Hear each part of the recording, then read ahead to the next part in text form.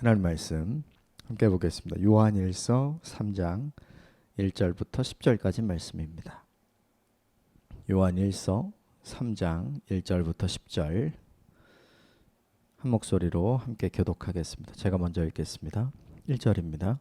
보라, 아버지께서 어떠한 사랑을 우리에게 베푸사 하나님의 자녀라 일컬음을 받게 하셨는가. 우리가 그러하도다. 그러므로 세상이 우리를 알지 못함은 그를 알지 못함이라. 사랑하는 자들아, 우리가 지금은 하나님의 자녀라.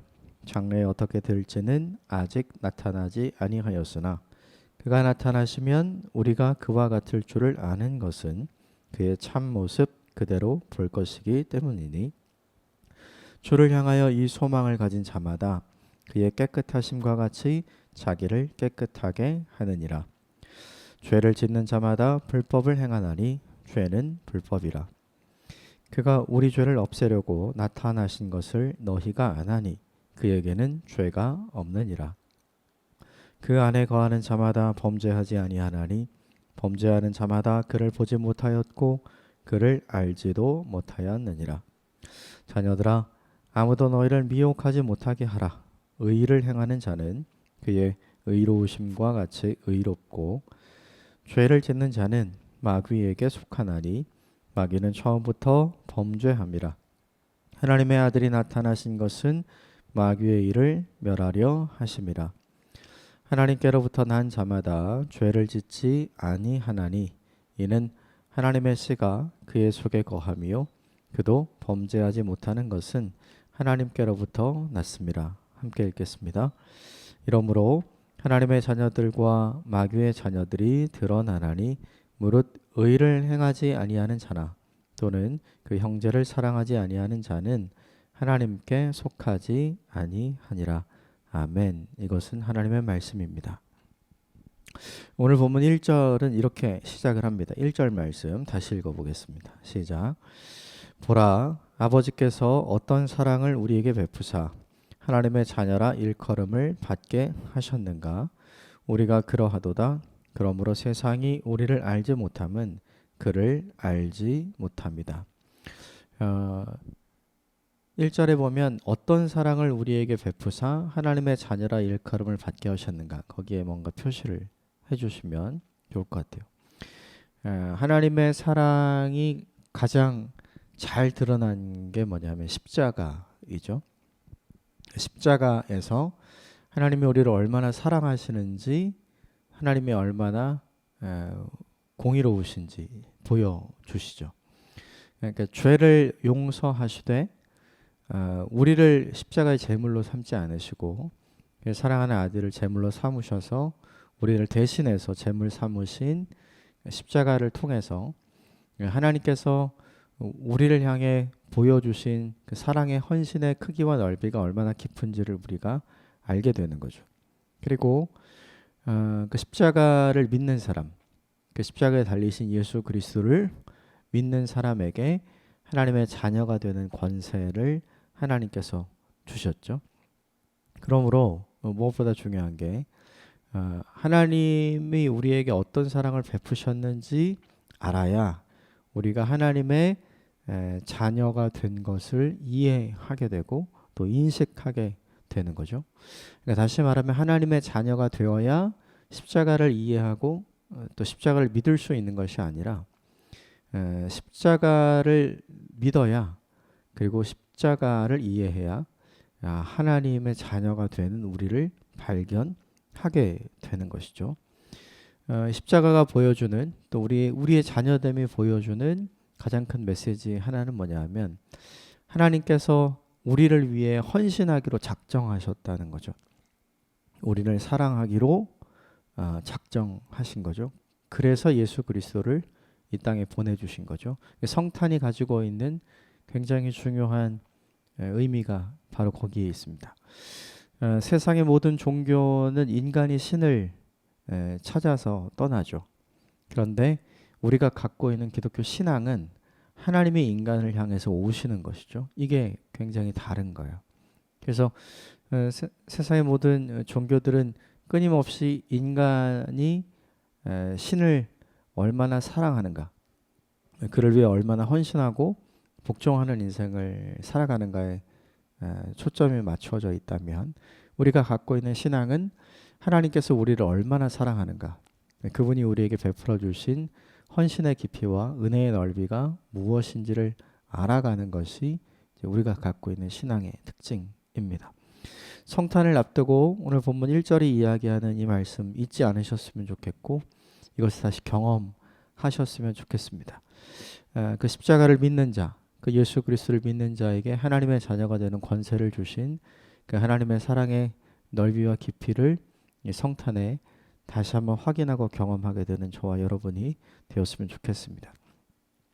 이 하나님의 사랑을 받은 자, 하나님의 자녀가 된 사람들에게 하나님께서 요구하시는 것이 있어요. 그게 뭐냐면 3절인데 3절 같이 읽겠습니다. 시작. 주를 향하여 이 소망을 가진 자마다 그의 깨끗하심과 같이 자기를 깨끗하게 하느니라.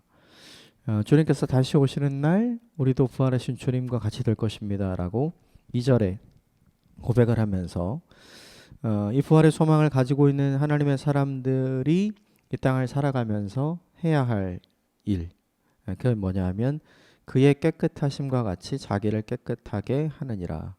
주님이죠. 예수님의 깨끗하심, 즉 예수님이 거룩하셨던 것처럼 우리도 거룩하라 라고 이야기하는 거죠. 그러므로 하나님의 자녀가 된 하나님의 사람들에게, 하나님의 사랑을 받은 하나님의 사람들에게, 하나님이 헌신하시기로 작정하신 하나님의 자녀들에게 하나님이 요구하시는 첫 번째 요구사항이 뭐냐 하면 거룩이죠. 근데 이거 어디서 많이 들어본 이야기 아닙니까? 출애굽하고 난 다음에 이스라엘 백성들에게 하나님께서 첫 번째로 하셨던 명령, 내가 거룩하니 너희도 거룩하라. 그러니까 구약의 정신과 신약의 정신이 똑같은 거죠. 하나님의 헌신과 하나님의 사랑을 받은 존재가 세상을 살아가면서 해야 할 일이 뭐냐 하면 거룩해야 한다는 거죠. 주님을 닮아가야 한다는 거예요. 우리가 모두 다 알고 있죠. 하나님께서 거룩하시다, 예수님께서 거룩하시다. 그럼 그 거룩이라는 게 구체적으로 어떻게 드러나냐 하면 그의 성품을 통해서 드러나는 것이죠. 하나님이 우리를 사랑하셨기 때문에 거룩하신 것이죠. 하나님께서 우리를 위해 헌신하셨기 때문에 거룩하신 것이죠. 그러므로 그 사랑과 헌신을 받은 우리도 하나님께 동일하게 하나님을 사랑하고 하나님께 헌신하는 인생을 살라 말씀하시면서 첫 번째로 이야기하신 것이 뭐냐 하면 거룩하라라는 거죠. 왜 거룩하라라고 이야기했는가를 곰곰이 생각해 보면 이유는 한 가지입니다.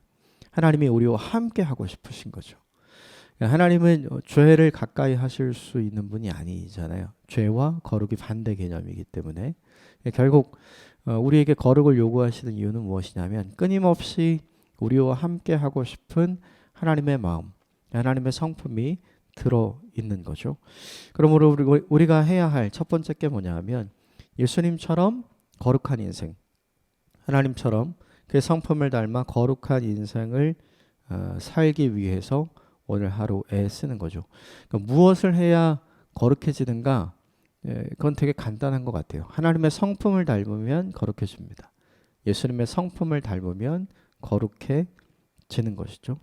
그것에 대해서 구체적으로 이제 이야기를 하기 시작을 하는데 외적인 조건을 바꾸어야 거룩해지는 것인가? 아니면 내적인 조건을 바꾸어야 거룩해지는 것인가? 그 다음 이야기가 우리에게 알려줍니다.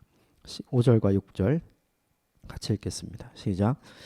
그가 우리 죄를 없애려고 나타나신 것을 너희가 아나니 그에게는 죄가 없느니라.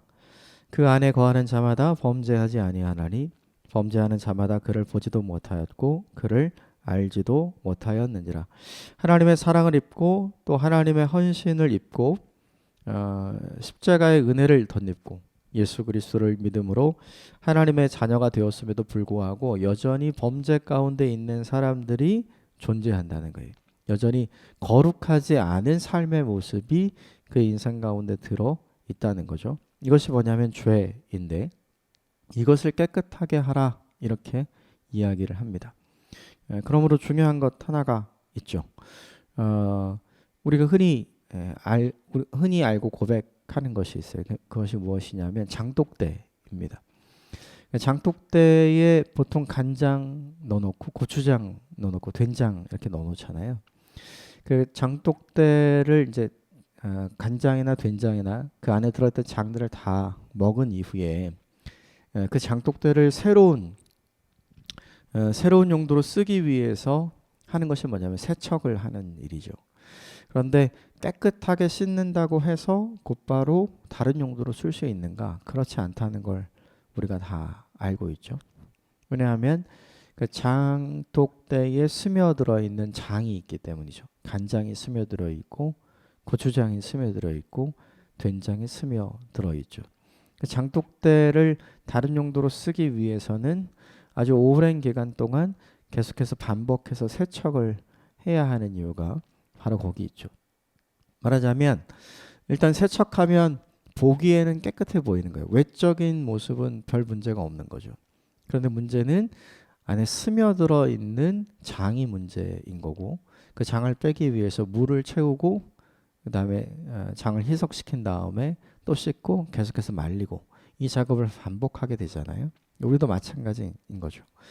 예수 그리스도를 믿고 하나님의 사랑과 하나님의 성품을 본받기 위한 삶을 살아가기 시작하면 외적으로 일어나는 것은 깨끗해 보이는 거죠. 거룩해 보이는 거예요. 그런데 문제는 우리 안에 거룩하지 않은 죄의 속성이 여전히 남아있다는 걸 우리가 알게 되는 거죠. 그러므로 자연스럽게 또 외적인 모습에서 범죄하는 우리의 모습이 드러나게 되는 거죠. 그러므로 중요한 것이 있습니다. 거룩해지기 위해 필요한 것은 죄를 끊어내는 일이 아니에요.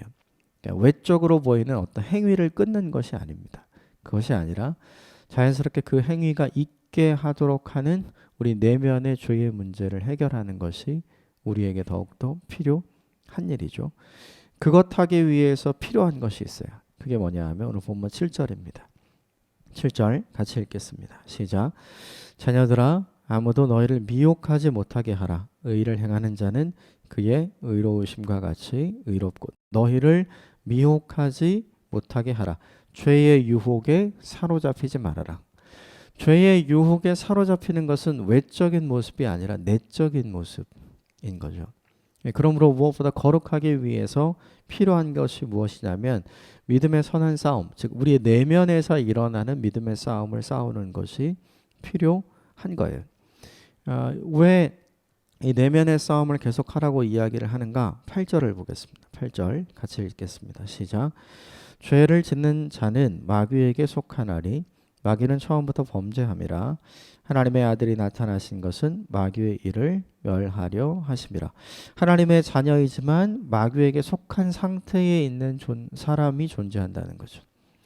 십자가의 은혜로 그의 인생의 죄는 용서받고 하나님의 자녀가 되었지만 자꾸 악한 마귀의 유혹에 넘어져서 우리 내면으로부터 일어나는 죄의 유혹을 이기지 못하고 그리고 그것이 구체적인 결실, 행위로 드러나는 사람이 존재한다는 거예요.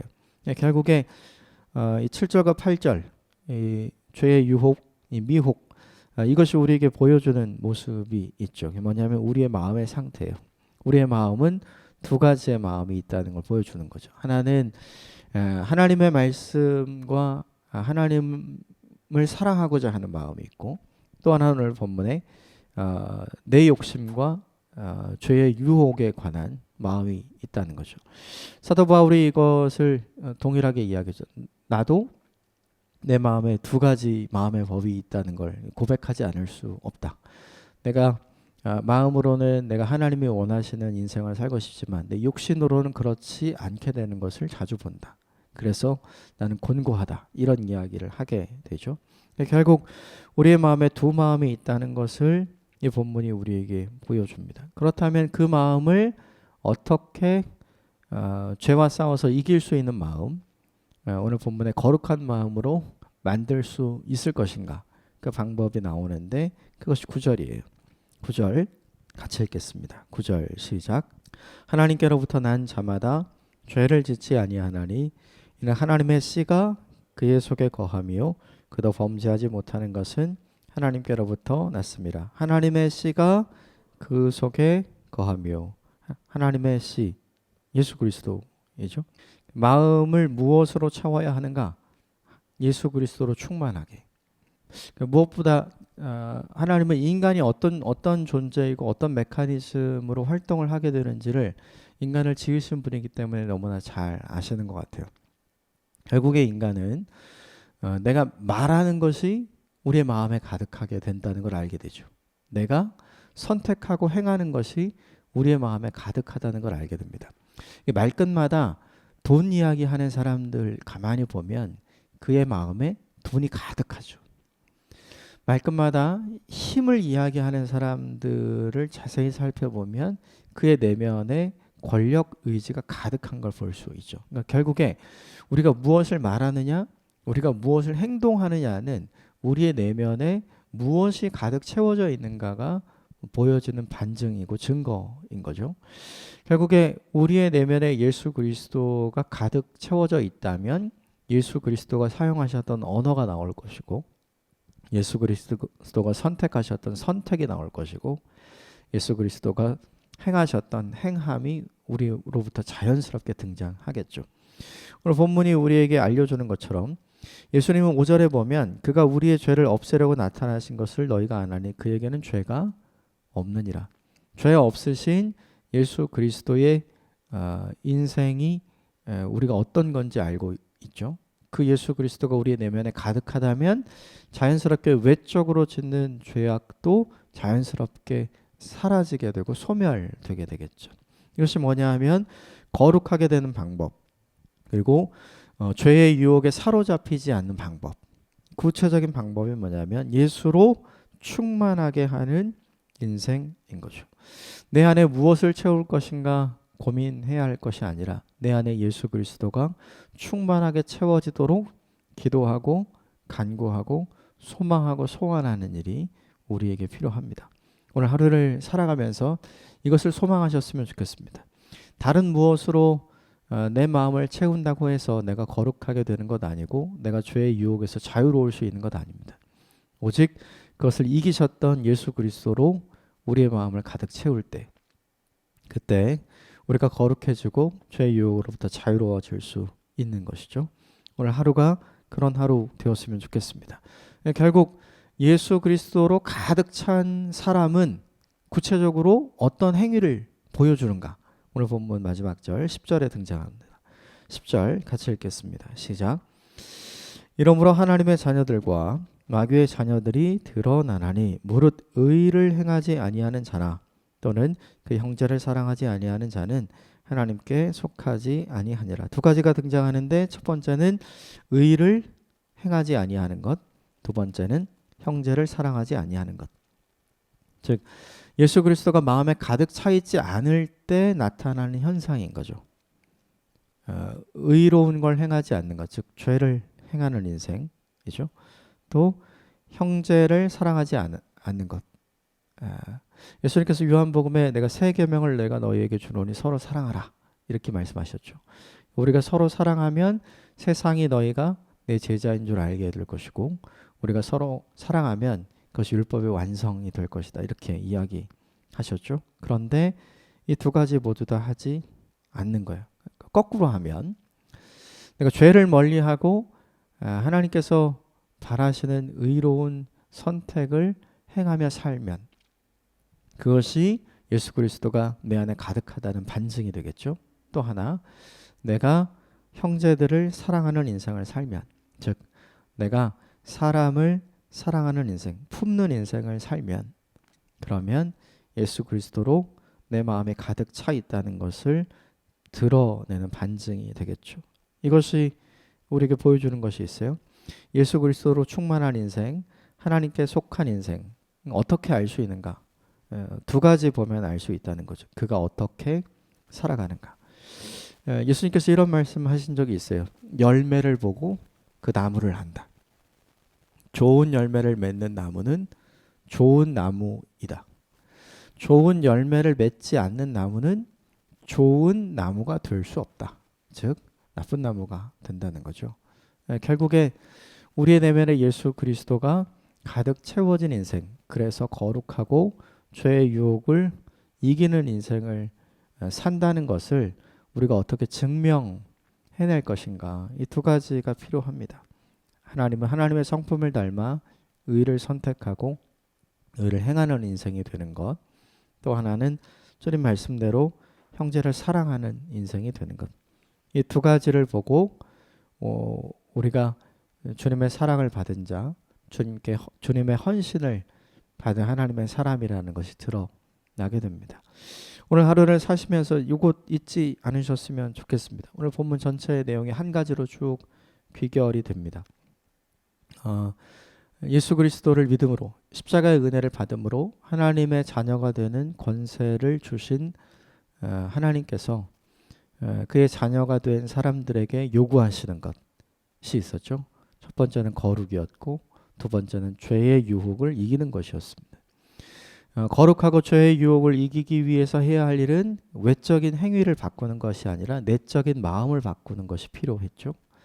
내적인 마음을 바꾸기 위해서 해야 할 일은 예수 그리스도로 충만한 인생, 예수님으로 가득 채우는, 마음을 가득 채우는 삶을 살아가는 거죠. 예수님으로 마음을 가득 채웠다는 것은 두 가지를 행하는 거였어요. 하나님은 의를 행하는 것이었고 또 하나는 형제를 사랑하는 것이었습니다.